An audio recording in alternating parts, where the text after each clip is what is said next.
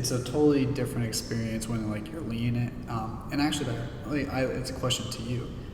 Leading the retreat. So going into it, like first mindset compared to coming out of it, did it happen how you expected? Oh my God, Lucas, what a dense question. Hey. I love it. It's a perfect question. No, my expectations were shattered completely. Especially, I mean, they were shattered to begin with. As soon as I found out I was leading the retreat, Corona had been happening. I mean, it's been happening since March. Yeah. And so I had been dealing with this, the problem of getting rid of my expectations, especially because I'm really bad with that. I go into things expecting the best in the entire universe, expecting perfection, and I'm always let down. And it just is really stirred something in my own heart planning this, being able to let go and let God, as everyone says. It's corny, but it's so true. What I ended up doing was lowering my expectations, which I definitely think was not the right thing to do, because I ended up expecting a pretty low-key-ish, not that powerful of a retreat. I went in like, okay, maybe 30 people are going to show up, and we'll have some good talks. Maybe it'll be like a day or two, and we got 55 people there for 3 days, and they were consistent and they were involved and into it. And I did see, there was progression, and a couple of people came up to me, and it was very encouraging to hear how it affected them. But I was putting my trust in God and through this entire process, and that was basically my retreat, is getting you guys ready for retreat. And it was such a gift to see how my expectations, low or high, are always going to be shattered in the face of God. And He had so much for me on that retreat. He had so much for everybody. And I got rid of the notion that, okay, this is my baby. This is like my time to like be the leader. Yeah. And it really just proved his presence and His grace in my life. Like it was torrentially raining like the last 2 days, and on retreat it was beautiful out. The weather was just perfect. It couldn't have been better. It was a little cold, not gonna lie. It could have been a little better, come on. But it was so beautiful, and he brought it. He really did. Mm-hmm. He came in, and the Holy Spirit was there. That's it. He just showed up and He did it. Yeah, and then for me, so I wasn't leading it, and so like my preparation going in was, very little. Mm-hmm. But going like once you're there, I was like, compared to expectations, I was like, okay, we're not leaving New Brunswick. It's kind of sad. Yeah. It's a retreat. You're supposed to retreat, right? And I was going on like there'll be a few people, maybe like 2 small groups for the guys, 4 for the women, something like that. Wow, you had real low expectations. Yeah, I was really low. And then I was just like, well, and I'll know every single person there. And for sure, just absolutely shattered. And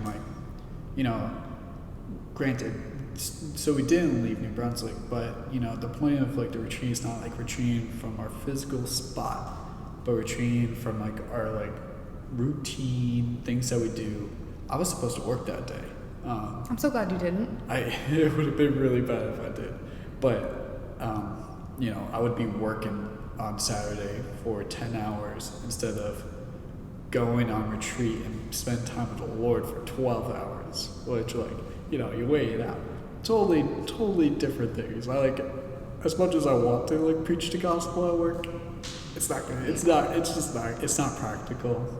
Sometimes it happens, but more often than not, I can't do it. I have to do my job.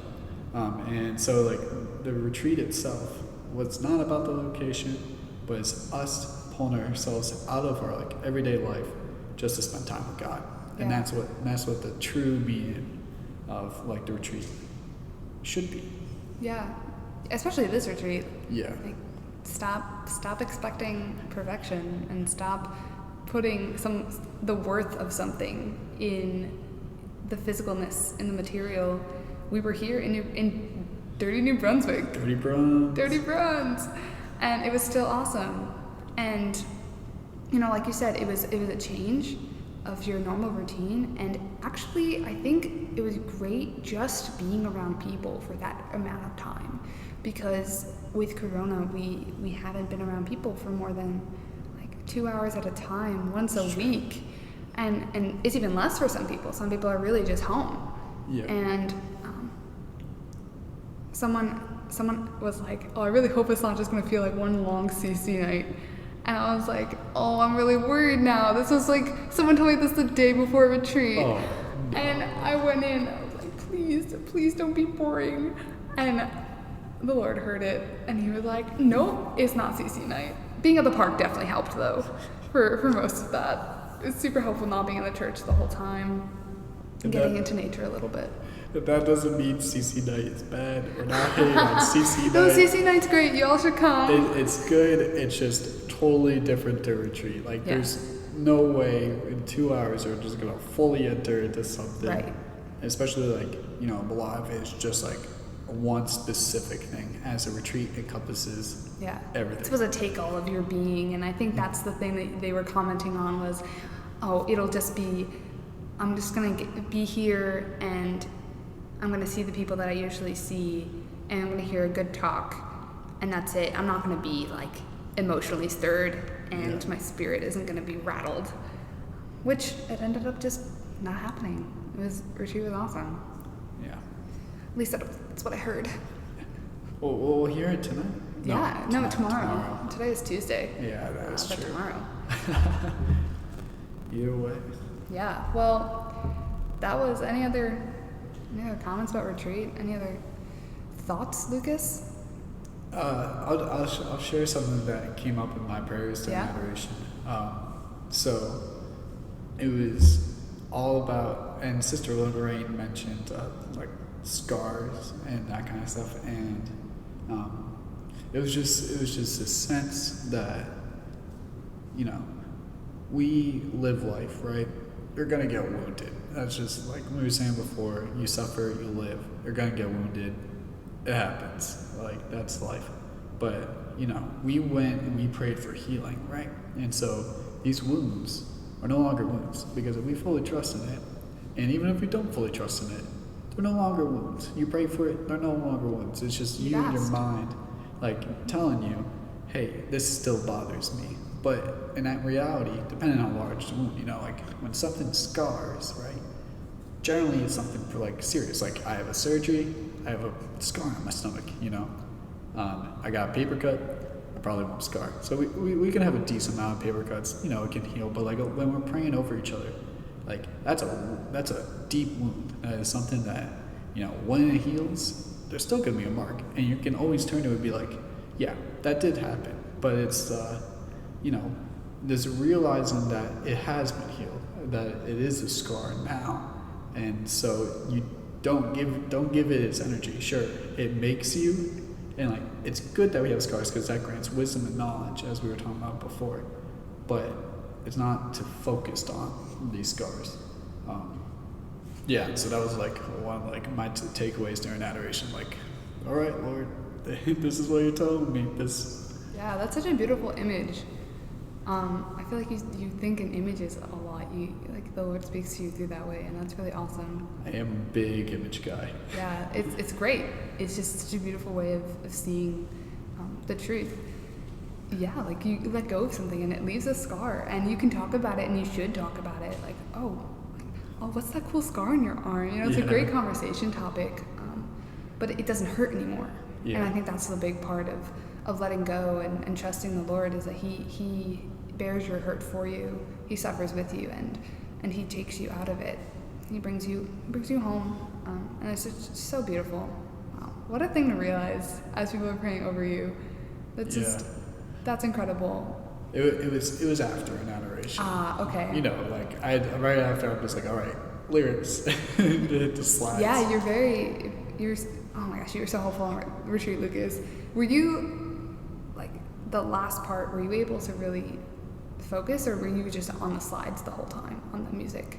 So during the music, I mean, I was really tired first of all, but yeah, I mean, you know, the song is going on. I literally have the lyrics right in front of me, so like that is like my prayer. I'm like reading these lyrics. I'm just like me praying, and there's certain times where I want to clap, but it's just gonna be me slapping my leg with one hand because I had to change the slide because you always clap before like you know the next part. Oh yes. Right? So like you're ready to go fully in, you gotta like cut it off and like hit the slide. But yeah, I mean, of course, like I not to the same level, just because you know I have to focus on that. Right. I can't fully. You're serving. Yeah, but I mean, it wasn't like nothing happened. Like, of course, something happened. I mean, that prayer was like put on me because I've been spending time and like my like ears have been more and more open to right to hear like what he was gonna say.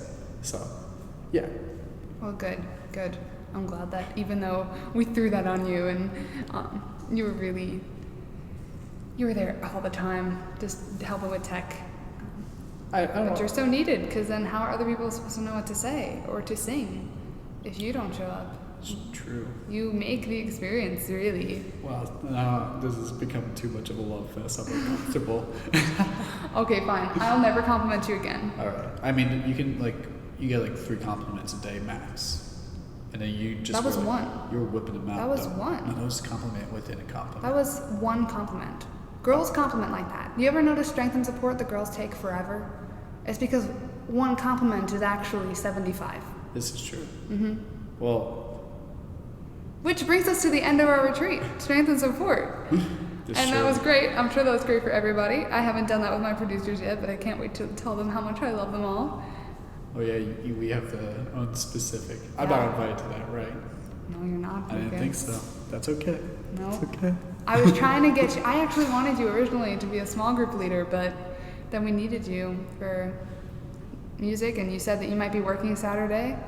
It just wouldn't work. Yeah, I was a risky. Yeah. One, but I'm glad you made it. I'm glad everybody made it. I'm glad at how well it went and how it served.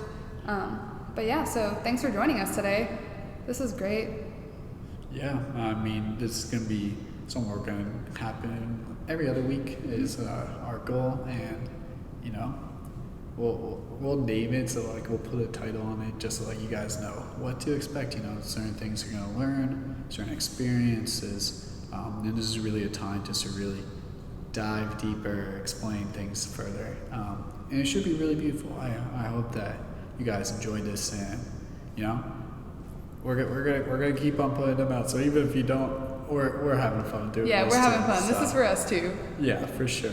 Well, have a great day, everyone. Hope the rest of your week goes well. Good luck on exams, and good luck with your future schoolwork and prayers. Peace, everyone. Bye.